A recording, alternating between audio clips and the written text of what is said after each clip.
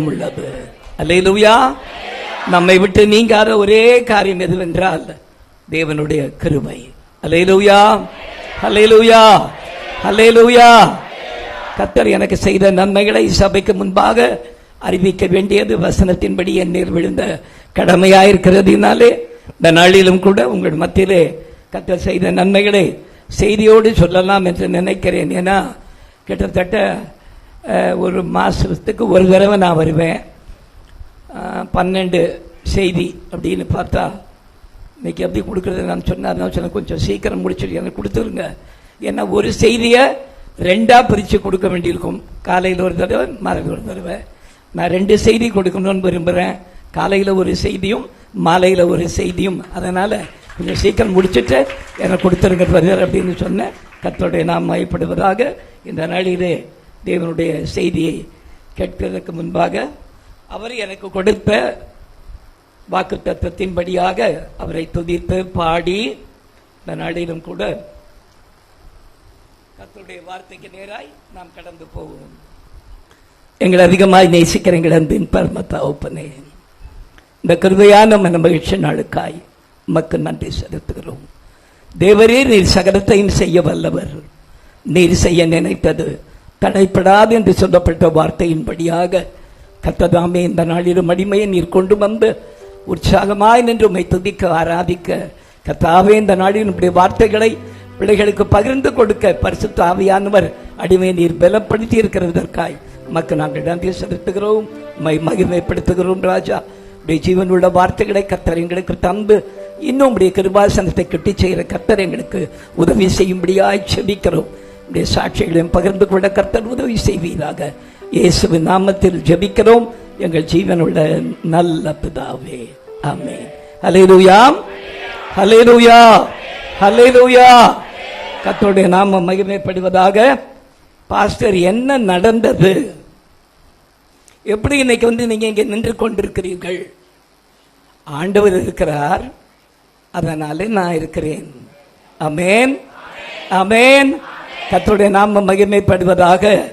நம்முடைய சபையை சேர்ந்த அருமையான தம்பி, இப்போ அவன் இங்கே இல்லை, ஸ்டீஃபன் ஒரு கூட்டம் அரேஞ்ச் பண்ணியிருந்தான். அந்த கூட்டம் அரேஞ்ச் பண்ண உடனே அன்றைக்கு காலையில் நான் செய்தி கொடுக்க வேண்டியிருந்தது. அன்றைக்கு மாலை ஒரு 3 மணி நேரம் தேவன் எனக்கு செய்த நன்மைகளை சாட்சியாக, வெறும் சாட்சி மட்டும். இப்போ நான் சொன்ன சாட்சினா கிட்டத்தட்ட ஒரு 1500 சாட்சிகளுக்கு மேலே இருக்குதுடா ஸ்டீவன், என்ன பண்ணட்டும் அப்படின்னு. அப்போ அதில் இருந்து ஒரு 30-35 முக்கியமான சாட்சி மட்டும் நீங்கள் சொல்லுங்க. அதுக்கே சரியா, நீங்கள் 2:30 மணிக்கு ஆரம்பித்தா 6 மணி ஆகிடுமே அப்படின்னா சரிப்பான்னு. அது முடிஞ்சதுக்கப்புறம் என்னென்ன, அது முடிஞ்சதுக்கப்புறம் சிவகாசிக்கு வேற போகணும் அப்படின்னு சொல்லிட்டு போயிட்டு எல்லா எங்களுடைய ஊழியங்களை முடித்த பிற்பாடு ராத்திரி நாங்கள் சேரும்போது எனக்கு 1 மணி 11:30 ஆயிடுச்சு. ஒரே ஒரு கப்பு கொஞ்சம் கஞ்சி மட்டும் குடிச்சிட்டு நான் படுத்துட்டேன். நைட் எனக்கு தூக்கமே இல்லை. இந்த நடந்த சம்பவம். என்னை அங்கே பஸ் வச்சுக்கிட்டு சந்தித்து எனக்காக ஜெபித்த பிள்ளைகளுக்கு நான் அதிகமாக நன்றி செலுத்துகிறேன். சிலரால் வர முடியாமல் போயிருக்கலாம். இங்கிருந்து எனக்காக நீங்கள் ஜெபம் பண்ணியிருப்பீங்க. கர்த்தருடைய நாமம் மகிமைப்படுவதாக. ஒரு பெரிய வேடிக்கையான காரியம் என்றால், வேர்ல்டு ஆர்கனைசேஷன்ஸ் நிறைய எனக்காக ஜெபிக்கிறது, உலகம் முழுதும் ஜெபிக்கிறாங்கன்னு சொல்லும்போது எனக்கு ரொம்ப சந்தோஷமாக இருந்தது. கர்த்தாவே உமக்கு கொடா கோடி ஸ்தோத்திரம். எல்லா கான்டினென்ட்ஸ்லையும், எல்லா கண்டங்களிலும் ஜெபிக்கிறாங்க உங்களுக்காகன்னு எனக்கு ஃபோன் வந்து கொண்டிருக்குது. கர்த்தருடைய நாமம் மகிமைப்படுவதாக. சரி, அப்போ இங்கேருந்து நான் போய் காலை ஃப்ளைட், எனக்கு 7:30 ஃப்ளைட் ஏதோ கொடுத்துருந்தாங்க பிள்ளைங்க. அந்த 7:30 ஃப்ளைட் பிடிச்சி போய் நான் இது உள்ள ஏறத்துக்கு ட்ரை பண்ணுறேன். ஃப்ளைட் உள்ள என்னால் ஏறவே முடியல, அவ்வளோ டயர்டு. கையில் வேறு பெரிய ஷீட்டு வேறு கொடுத்துருந்தாங்க இவங்க. இந்த ஷீட்டோடு உள்ளே போகிறேன். போய் உள்ளே அப்படியே படுத்துட்டேன் பேசாமல் உள்ள. ஒரு 50 மினிட்ஸ்லாம் இங்கேருந்து சென்னைக்கு ஏரோட்ரமுக்கு போயிடுத்து. அப்போ அங்கேருந்து என் மகன் சொன்னப்பா, எந்த இதில் இருக்கீங்க, வாசலில் இருக்கீங்கன்னு. நான் சொன்னேன் 14th கேட்டில் இருக்கேன்ப்பா. நான் என்னால் முடியல, என்னன்னு தெரியல, ஒரு மாதிரி தலை சுற்றுது அப்படின்னு சொன்ன உடனே தம்பி அங்கே 14th கேட்டுக்கு காரை கொண்டு வந்துட்டான். அந்த இடத்துக்கு ஒரு காஃபி மட்டும் வாங்கி கொடுப்பான்னு சொல்லிட்டு காஃபி குடிச்சிட்டு அப்படியே படுத்தோம். அவ்வளோதான். யூஸ்வலாக இங்கேருந்து போன உடனே அடுத்து என்னுடைய ஊழியத்தை நான் ஆரம்பிச்சிடுவேன். அடுத்த செகண்ட் எனக்கு என்ன ஊழியம் இருக்குதோ அதை நான் செய்ய ஆரம்பிச்சிடுவேன். நம்ம சபையில் கிட்டத்தட்ட 5 வருடங்களாக தேசத்துக்காக தினமும் ஜெபிக்கிறோம். 11:30 1:30 வரையில் 2 மணி நேரம். அந்த ஜெபத்துக்காக ரெடியானா என்னால் முடியல, தலை சுத்தம் மாதிரி இருந்தது. சரின்னு போய் படுத்துட்டு தம்பிகிட்ட சொன்னேன், எனக்கு ஒரு ட்ரிப்ஸ் போட்டுருங்கப்பா, ஒரு மாதிரி எழுச்சி போய் நான் என்னுடைய ஜெபத்தை பார்க்கணும் அப்படின்னு. ஏன் நீங்கள் ட்ரிப்ஸா? ஏன்னா 28 வருஷத்துக்கு அப்புறம் முதல் ஏதோ மருத்துவம் தேடுறீங்களே அப்படின்னா, இல்லை இப்போ எனக்கு அவசியம் வேணும் எனக்கு, அதனால் எனக்கு போடுங்கன்னு ட்ரிப்ஸ் போட்டாங்க. ட்ரிப்ஸ் போட்டு முடித்த கொஞ்ச நேரத்துக்கெல்லாம் ஒரு வலி ஸ்டார்ட் ஆச்சு. அது வலினா அது வலியா அது என்னன்னு எனக்கு தெரியல. ஒரு காலை 2 பேரும் தலையை ஒருத்தரும் பிடிச்சிக்கிட்டு தலையை ஒரு பக்கமும் காலை ஒரு பக்கமும் மாற்றி மாற்றி முறுக்குனா அப்படி இருக்கும். அந்த மாதிரி 24 மணி நேரம் ஒரு வலி. என்னுடைய எலும்புகள் எல்லாம் ஏதோ நொறுங்குற மாதிரி எனக்கு தெரியுது. என்ன புதுசாக ஏதோ பண்ணுது அப்படி இப்படின்னு நான் படுத்துக்கிட்டு இருந்தேன். அதே வலியோட 7 நாள் தூங்கவே இல்லை. இதுக்கிடையில் பிள்ளைங்க என்ன பண்ணிட்டாங்க, டக்குன்னு என்ன காரில் தூக்கி போட்டுக்கிட்டு போய் எல்லா டாக்டர்ஸும் இருக்கிற எல்லா பெரிய டாக்டர்ஸையும் எல்லாம் போய் பார்த்தாங்க. டாக்டர்ஸ் யாரும் எதுவும் சொல்ல மாட்டேன்றாங்க. வெறுமனே இதை மட்டும் கையில் கொடுத்துட்டு ரிப்போர்ட்டை மட்டும் கையில் கொடுத்துட்டாங்க. என் சன்னு கொஞ்சம் மெடிசன் நிறைய அவன் காரியம் கொஞ்சம் படித்த பையனாக இருக்கிறதுனால அப்படி பார்த்துட்டு வீட்டில் யாரையும் சொல்ல, அவன் மட்டும் தனியாக அழுதுகிட்டு இருக்கான். நான் கூப்பிட்டு என் சன்னை கேட்டேன், என்ன பிரேம் எதுக்கு அழுதுகிட்டு இருக்க அப்படின்னா, ஒன்றும் இல்லைப்பா அப்படின்னா. சரி ரைட்டு கொண்டுட்டு கடைசி அப்பல்லோக்கே போயிடலாம் அப்படின்னு சொல்லிட்டு அங்கே தான் சீஃப் இருக்கிறாரு. அங்கே எதுக்கு கூட்டு போகிறீங்க என்ன அப்படின்னு. நான் இல்லை ஆங்காலஜிஸ்ட்டை பார்க்க சொல்லியிருக்கிறாங்க அப்படின்னு. சரி யாரையோ ஒருத்தரை பாருங்க அப்படின்னு சொல்லிட்டு சரி கூட்டிகிட்டு அங்கே போன உடனே அவர் அப்படியே என்னை பார்த்தாரு. பார்த்துட்டு நீங்கள் யார் அப்படின்னு கேட்டார். என்ன முதல்ல முஸ்லிமா, பேர் ஒன்று பால் இருக்கே அப்படின்னாரு. இல்லை இந்த கிறிஸ்டின் பாஸ்டர் அப்படின்னு. நான் அப்படிங்களா அப்படி பார்த்துட்டு ரொம்ப ஆச்சரியமா இருக்குது அப்படின்னாரு. என்ன அப்படின்னு கேட்டேன். இந்த முதுகு தண்டில் இருக்கிற 33 எலும்புல 33 எலும்பு இருக்கு உங்களுக்கு எல்லாம், எனக்கு 16 தான் இருக்குது. 17 எலும்பு இல்லை. இந்த டாக்டர் என்ன இப்படி பார்க்குறாரு. பார்த்துட்டு என்ன கேட்குறாரு, ஹவு கேன் யூ ஸ்டாண்ட், உங்களால் எப்படி நிற்க முடியுது? ஏன்னா இவ்வளோ பெருசா பாதி உடைச்சா என்ன ஆகும், கவுந்துக்கும். எப்படி நிற்க முடியுது உங்களால் அப்படின்னாரு. நான் ஐ கேன் ஸ்டாண்ட் அப்படின்னா. நான் பேச முடியுதா அப்படின்னாரு. ஓ பேசுவேனே அப்படின்னா.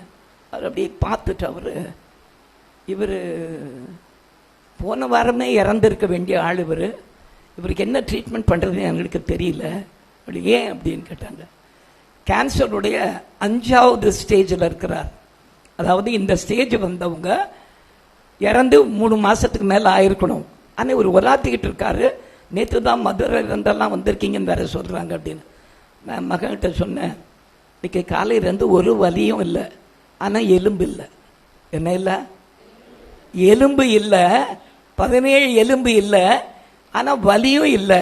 ஏன்னா காலையில் ஆண்டவர் சொன்னார், இஸ்ரவேலே நீ என் தாசன், நான் உன்னில் மகிமைப்படுவேன் அப்படின்னாரு. நான் அந்த வசனத்தோடு நான் போயிருக்கிறேன் உள்ள. அப்படியே பார்த்துட்டு என்ன பண்ணுறதுன்னு தெரியாமல், தயவுசெய்து கொண்டு போயிடுங்க, எங்களுக்கு பயமாக இருக்குது அப்படின்னாங்க டாக்டர்ஸ். நான் டாக்டர்ஸை பார்த்து கேட்டேன், என்ன பயமாக இருக்கா, என்ன டாக்டர் இது அப்படின்னு. நான் இல்லை ரொம்ப ஒரு விசித்திரமான ஒரு பேஷண்ட்டாக இருக்கீங்க, என்னன்னு எங்களுக்கு தெரியல, கொண்டு போயிட்டு நீங்கள் எங்கன்னா வீட்டுக்கு பக்கத்தில் இருக்கிற வேறு பெரிய ஹாஸ்பிட்டல் ஏதாவது இருக்குதா? நாங்கள் இருக்கு, ஒரு ஹாஸ்பிட்டல் இருக்குது அப்படி இப்படின்னும். சரி அங்கே கொண்டு போய் பாருங்கன்னு. அங்கே கொண்டு போய் பார்த்த உடனே அவர் அதுக்கு மேலே அங்கே இருக்கிற ஒரு சீஃப் நவாஸ்ன்னு சொல்கிறவர் இப்படி தலையை சொரிஞ்சுக்கிட்டு, கொண்டு போயிடுங்க வீட்டுக்கு, 1 வாரத்துக்கு மேலே இருப்பாரான்றது சந்தேகமான காரியம், அதனால் கொண்டு போயிடுங்க அவரை அப்படின்ட்டாங்க. வீட்டில் எல்லாம் முடிக்கிறாங்க. என்ன டாக்டர் இப்படி சொன்னீங்கன்னா எப்படி அப்படின்னாங்க. அவ்வளோதாம்மா இவருடைய நிலைமை அவ்வளோதான் அப்படின்னு. இல்லை ஏதாவது ட்ரீட்மெண்ட் ஸ்டார்ட் பண்ண முடியுமான்னு. நான் என்னன்றேன், கூட்டின்னு போங்கப்பா வீட்டுக்கு, அவராலே முடியலன்றாரு, வேற என்ன பண்ணினாலும் போய் தானே ஆகணும் அப்படின்னு வீட்டுக்கு அப்படின்ற. நான் இல்லை எங்கள் வீட்டில் எல்லாம் சொன்னாங்க, எல்லாரும் கூட அங்கேருந்து ஊர்லேருந்து நம்ம சொந்தக்கார டாக்டர்ஸ்க்கு நிறைய இருக்காங்க, எல்லாம் அவங்க அங்கேருந்து ஃபோன் பண்ணி இல்லை அவரை நீங்கள் அட்மிட் பண்ணுங்க, அட்மிட் பண்ணட்டும் அப்படின்னு நாங்கள் சொன்னேன். அட்மிட் மட்டும் ஆக மாட்டேன், ஒரே ஒரு நாள் கூட அட்மிட் ஆக மாட்டேன். டாக்டர் கேட்டார் ஏன் அப்படின்னாரு. டாக்டர் உங்களை பார்க்க எவ்வளோ பேர் வராங்களோ அந்த மாதிரி என்ன பார்க்க நிறைய பேர் வருவாங்க சர்ச்சுக்கு. நீங்க வந்திருக்கீங்கல்ல அப்படின்னாங்க. சரி என்ன பண்ணுங்க, அங்கிருந்து என்னை கூட்டின்னு வந்துட்டு பக்கத்தில் ராயின் ஒரு பெரிய பெரிய இன்ஸ்டியூட், கேன்சர் இன்ஸ்டியூட், அந்த இன்ஸ்டியூட்டுக்கு வந்து ஒன்றும் புரியல. நான் ஆண்டவரை கேட்குறேன். ஆண்டவர் ஒன்று சொன்னார், மகனே நீ எப்படியாவது என்னை மறுதளிச்சிடணும்னு சொல்லிட்டு சாத்தா என்கிட்ட போட்டி போட்டுக்கிட்டு இருக்கான். மறுதளிக்க வைப்பேன் அவனை அப்படின்னு. நீ மறுதளிக்க மாட்டேன்னு எனக்கு தெரியும், ஏன்னா என் கிருபை உன்னை தாங்கிக்கிட்டு இருக்குது. நீ அப்படியே இரு மகனே, பேசாம, உனக்கு தான் வலியே இல்லையே, பேசாம இரு அப்படின்னாங்க. இந்த பக்கம் பார்த்தா 1/2 மணி நேரத்தில் ஒருத்தர் சாவுறாங்க, இந்த பக்கத்தில் பார்த்தா 1/2 மணி நேரத்தில் ஒருத்தர் சாவுறாங்க. என்ன அப்படி எல்லாம் செத்து போகிறாங்கன்னு டாக்டர் கேட்டாங்க. சொன்னாங்க அவங்க தான் செகண்ட் ஸ்டேஜ்னாங்க. செகண்ட் ஸ்டேஜிலே செத்துருவாங்களா டாக்டர் அப்படின்னு? டெஃபினட்டா. ஆனால் 5வது ஸ்டேஜில் நீங்கள் எப்படி சாகாமல் இருக்கிறீங்க, அதுதான் எனக்கு ரொம்ப ஆச்சரியமாக இருக்குது அப்படின்னாங்க. நான் சொன்ன திரும்பவும் என் ஆண்டவர் இருக்கிறார், அதனால தான் நான் இருந்து கொண்டிருக்கிறேன் அப்படின்னு சொன்னேன். அப்புறம் வேற ஏதாவது நியூஸ் உண்டா அப்படின்னாரு. இதுக்கு முன்னால் எனக்கு ஒரு டாக்டர் பார்த்தாரு. அந்த டாக்டர் கையை பிடிச்சிட்டு, சித்தா டாக்டர், அதாவது இந்தியாவுடைய பெரிய டாக்டர், அவர் கலைமணின்ற பெயர், அவர் கையை பிடிச்சிட்டு சொன்னார், பாஸ்டர் நான் உங்களுக்கு ஒன்று சொன்னால் பயந்துட மாட்டீங்களே அப்படின்னாரு. நீங்கள் என்ன சொன்னாலும் பயப்பட மாட்டேன், மிஞ்சி மிஞ்சி போனால் என்ன சொல்லுவீங்க, செத்துவீங்கன்னு ஏதாவது சொல்லுவீங்களா? நான் அப்படிலாம் ஒன்றும் சொல்லலையே அப்படின்னாரு. வேற என்ன சொல்லுங்கன்னாரு. கை பிடிச்சி பார்த்துட்டு அவரு சுற்றி பார்த்தா எல்லாம் நிற்கிறாங்க செங்கல்பட்டில், மற்ற எல்லா இவங்களும் சர்ச் மெம்பர்ஸ் எல்லாம், பாஸ்டருக்கு பாருங்க பாஸ்டருக்கு பாருங்கன்னு. நான் சொன்னேன், என்ன எப்படிமா நீங்கள் நம்புவீங்க அப்படின்னாரு. என்ன சொல்லுங்க அப்படின்னாரு. உங்கள் பாஸ்டர் செத்து 17 வருஷம் ஆகுது, அவர் 17 வருஷத்துக்கு முன்னாலேயே இறந்துட்டாரு, இவர் எப்படி நடமாடிக்கிட்டு இருக்காருன்னு என்ன கேட்டேன். நான் சொன்னேன், நடமாடிக்கிட்டு இருக்கேனே, இப்போ கூட சாயந்தரம் செய்தி கொடுத்தேனே, காலையில் செய்தி கொடுத்தேனே அப்படின்னு. ஆச்சரியமா இருக்குது, ஏதோ ஒரு ஆவி உள்ள இருக்குது அப்படின்னாரு. அது எனக்கு தெரியும் அப்படின்னா. நான் தெரியுமா அப்படின்னாரு. ஆமாங்க, அவர் தான் இயேசு கிறிஸ்து அப்படின்னு. அவர் ஒரு மாதிரி ஆயிட்டார். அவரு மத ரீதியாக ஒன்றும் பேச வேண்டாம், பட் நீங்கள் எப்படி உயிராக இருக்கிறீங்கன்னு எங்களுக்கு தெரியல. ஏன்னா நீங்கள் இறந்து போய் உங்களுடைய ஆர்கன்ஸ் எல்லாம், உடம்புள்ள இருக்கிற எல்லா ஆர்கன்ஸும் ஒன்றும் ஒர்க் பண்ணலை. ஆனால் எப்படி நீங்கள் நடமாடுறீங்க எல்லாம் பண்ணுறீங்க தெரியல, பயமாக இருக்குது, நான் கிளம்புறேன்ட்டு அவர் கிளம்பி போயிட்டார். டாக்டர் கிளம்பி அவர் போயிட்டார். திரும்ப இவங்க கூட்டின்னு வந்தாங்க. டாக்டர் ராயின்னு ஒரு டாக்டர்கிட்ட கூட்டின்னு போனாங்க. அவர் எல்லாம் செக் பண்ணிட்டு அவர் சொன்னார், ரொம்ப எனர்ஜெட்டிக்காக இருக்காரு, ரொம்ப உற்சாகமாக இருக்கார், அவர் பார்த்தா ஆச்சரியமாக இருக்குது, 75 வயசு மாதிரியே தெரியல, அவரை பார்த்தா சின்ன பையன் மாதிரி இருக்காரு, அவரோட ஜாலியாக இருக்காரு அப்படின்னு சொல்லிட்டு அவர் நடமாடிக்கிட்டு இருந்த போது அப்போ அங்கே இருக்கிறவங்கள கேட்டேன், டாக்டர் ஏன் இப்படி நடக்கிறாரு அப்படின்னு. டாக்டருக்கு உங்கள மாதிரியே கேன்சர் நாங்க, இது வேற இடம் சாமி அப்படின்னு. என்ன அதே ஸ்டேஜ் தான் அப்படின்னு. அவர் அங்கேருந்து வந்து பார்த்து சொன்னார், you better do one thing அப்படின்னாரு. என்ன டாக்டர் அப்படின்னா, just go and lie down, பேசாமல் போய் படுத்துக்குங்க, அதுக்கு மேலே ஒன்றும் பண்ணாதீங்க. நான் சொன்னேன், என்னால் படுக்கலாம் முடியாது, நீங்கள் பேஷண்ட்டு தானே அப்படின்னு டாக்டர். அவர் ஆமான்னாரு. நீங்கள் படுத்துக்க வேண்டியது தானே அப்படின்னா. எனக்கு பேஷன்ஸ் இருக்காங்கன்னாரு. உங்களுக்கு பேஷன்ஸ் இருக்காங்க, எனக்கும் பேஷன்ஸ் இருக்காங்க, அதனால் நான் படுக்கலாம் முடியாது டாக்டர் அப்படின்னு சொல்லிட்டு நான் வீட்டுக்கு வந்துட்டேன்.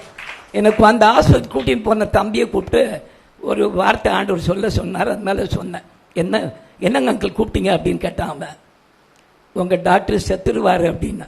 அங்கிள் என்னங்க அங்கிள் நீங்கள் அப்படின்னா, அப்பா என்ன அப்படி சொல்கிறீங்க அப்படின்னா, எனக்கு ஆண்டவர் சொல்கிறாரு, உனக்கு ட்ரீட்மெண்ட் கொடுக்குறேன்னு சொல்கிறாருல, அவர் முன்னால் செத்துருவார், நீ இருப்ப அப்படின்னு சொல்கிறாரு ஆண்டவர் அப்படின்னு. சரியா ஒரு நாள் ராத்திரி அப்படி இப்படி ஆண்டவர் இப்படி தட்டி என்னை எழுப்பி, டாக்டர் ராய் இறந்துட்டாரு அப்படின்னாரு. ஐயோ ஆண்டவரே, சொன்ன மாதிரியே போயிட்டாரு அப்படின்னு சொல்லிட்டு, நம்மளும் எல்லாரும் ஒரு நாளைக்கு போகிறோம், உட்காந்துக்கிறவங்க எல்லாரும், நானும் ஒரு நாள் போயிடுவேன் கட்டாயம். என்ன அப்படி சொல்லிட்டாரு. என் தம்பிக்கு ஃபோன் பண்ணி விடிய காலம் 3 மணிக்கு, டே உங்கள் டாக்டர் செத்துட்டாரா அப்படின்னா. என்ன விளையாடுறீங்களா அங்கிள் அப்படின்னா. நிஜமா டாக்டர் செத்துட்டார் அப்படின்னா. சரின்னு காலையில் போய் கேட்டா அங்கே ஹாஸ்பிட்டலில் டாக்டர் வரலன்ட்டாங்க, ஆனால் செத்துட்டு இருக்கிறாரு. ஹாஸ்பிட்டல் என்ன சொல்லிட்டாங்க, வரல அப்படின்னு. 1.5 நாள் கழிச்சு அமெரிக்காவிலேருந்து டாக்டருடைய பிள்ளைங்கள்லாம் வந்ததுக்கப்புறம், சாவை வெளியே கொண்டு வந்ததுக்கப்புறம் இவன் ஒடியாந்தான். அங்கிள் நீங்கள் சொன்ன மாதிரி முந்தானத்தையும் அவர் என்ன பண்ணிட்டாரு, செத்துட்டாருங்க அங்கிள் அப்படின்னு. அவங்க உங்களுக்கு என்னென்ன நாள் குறித்து வச்சிருக்கிறாரோ அது வரையில் என்ன பண்ணணும், நம்ம உயிரோட இருந்து தான் ஆகணும். ஒரு நாள் யாராலையும் எனக்கு கூட்டி கொடுக்க முடியாது. ஒரு நாள் முன்னால் என்ன சாவடிக்கவும் முடியாது. அந்த தேதியில, அந்த நேரத்தில், அந்த நிமிஷத்தில் என்னதுப்பா, ஆண்டவருக்கும் பிசாசுக்கும் ஒரு ஃபைட் நடந்து இருக்குது. பிசாசு என்னன்றான், உங்க பிள்ளைய உங்களோட மருந்தடிக்க வைக்கிறேன். எனக்கு ஆண்டவர் சொல்லிட்டாரு, நீ மருந்தடிக்க மாட்டேன் எனக்கு தெரியும் மகனே, ஜாலியா நீ பாட்டு என்ன பண்ண, உன் வேலையை பாரு. இன்றைய வரையில் 1 வருடம் ஆகிறது, ஒரு ஊழியம் நிற்கவில்லை. என்னுடைய எல்லா ஊழியத்தையும் தொடர்ந்து செய்ய கர்த்தர் கிருபை செய்தார்.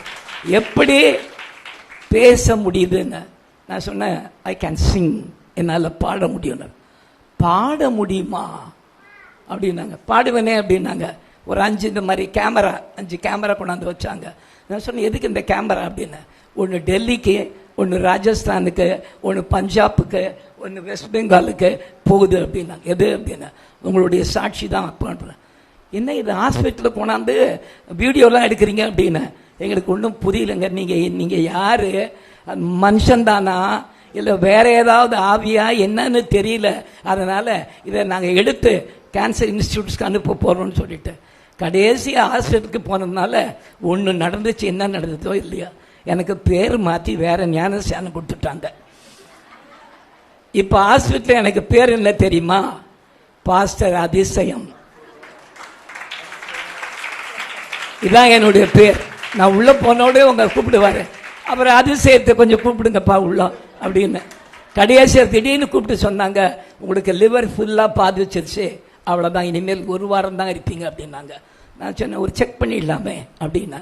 என்ன அப்படி கண்ட்ரோல் பண்ணுறீங்க அப்படின்னாரு. இல்லை பண்ணிடலாமே அப்படின்னா போய் செக் பண்ணால் லிவர் சுத்தமாக இருக்குது புதுசாக.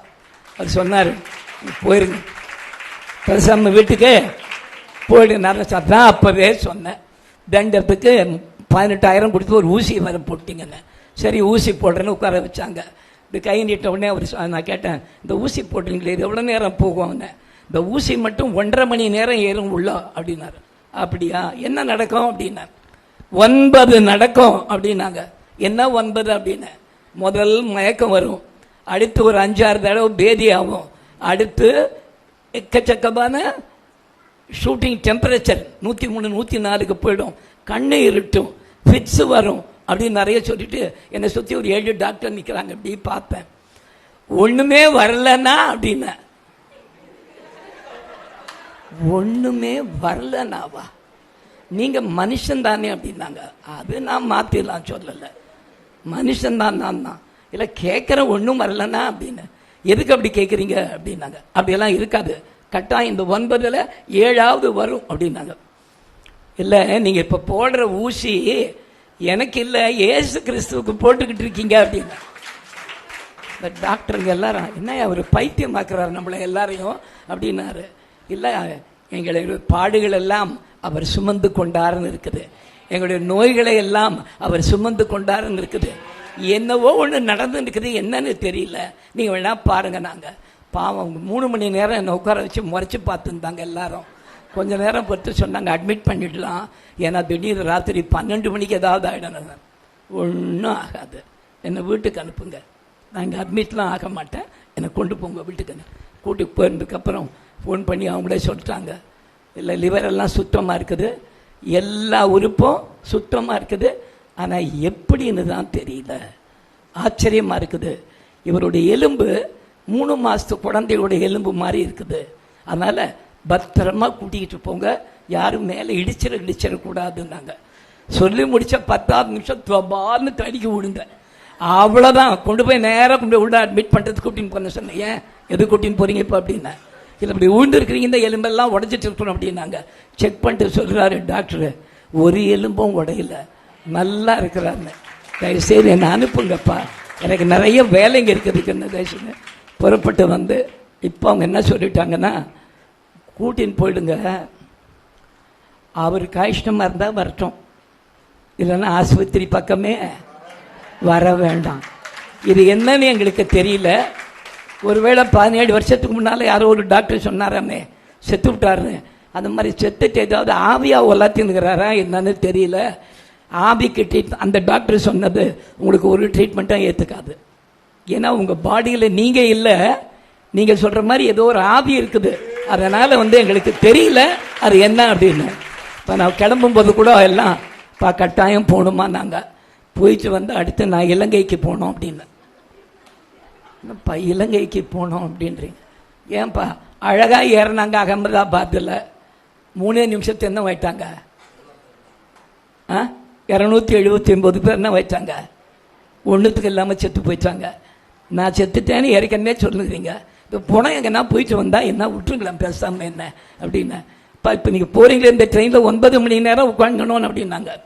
உட்காந்துக்கிறேனோ படுத்துக்கிறேனோ என்னை விட்டுடுங்க, நான் மதுரைக்கு போயிட்டு பிள்ளைங்களெல்லாம் பார்த்துட்டு பேசிட்டு செய்தி கொடுத்துட்டு நான் வந்துடுவேன். கத்தருக்கு சித்தம் பண்ணால் மாதம் மாதம் போயிடுவேன்ப்பா, என்னை டிஸ்டர்ப் பண்ணாதீங்க, என்னை விட்டுடுங்க.